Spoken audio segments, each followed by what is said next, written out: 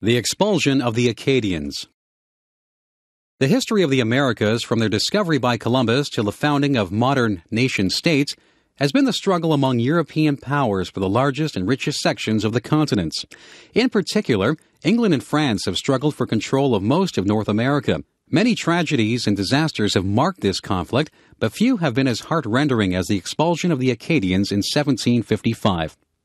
Acadia refers to what are now the maritime provinces of Canada: New Brunswick, Prince Edward Island, and Nova Scotia.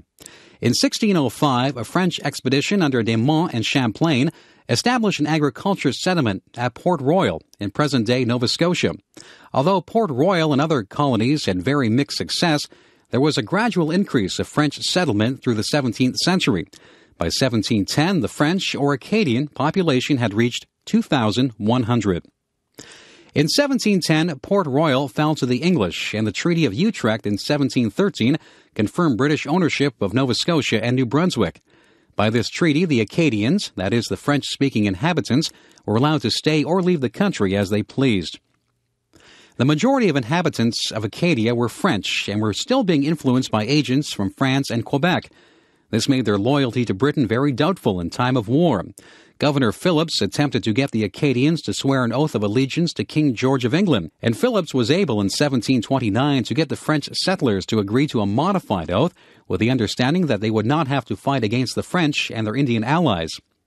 The Acadians remained neutral during the fighting between Britain and France in 1744 to 45 in Nova Scotia. In 1749, the British established a new capital for Nova Scotia at Halifax and began to bring in English-speaking settlers. Because of threats from the French and Indians, most of these settlers remained close to Halifax. British skirmishes with the French and Indians continued, and a new war between France and England was approaching. Governor Lawrence decided that it was time to settle the Acadian question. He ordered the Acadians either to take an unqualified oath of allegiance to England or to face expulsion from the colony. At that time, in 1755, there were troops and ships from New England in the area, and it seemed like an opportune time to round up the Acadians and ship them out.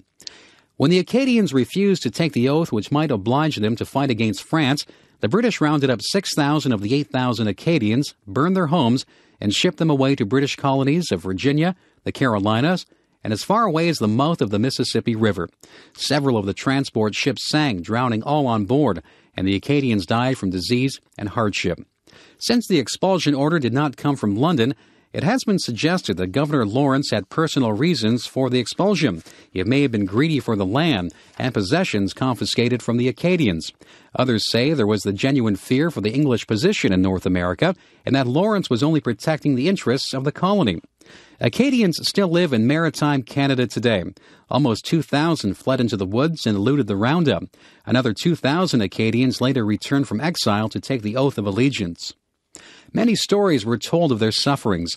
One tale relates how on the very day of his wedding, a bridegroom was seized by the British and transported from the colony.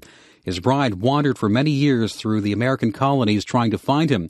At last, when she was old, she found him on his deathbed.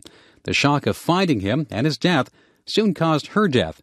This is the story of Henry W. Longfellow's poem, Evangeline.